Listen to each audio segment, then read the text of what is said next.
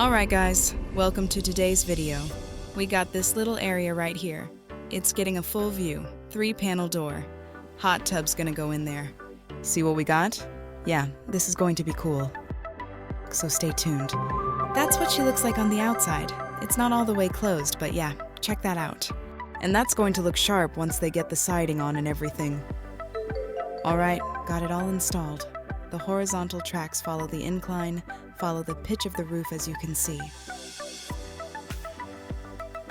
Pretty cool install. This is an 8x6. It's a 3-panel door. Check that out.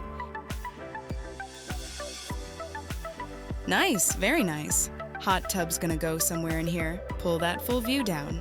Nice winter day, snowing outside. That would be kind of cool. Hey, thanks for checking us out. Peace out.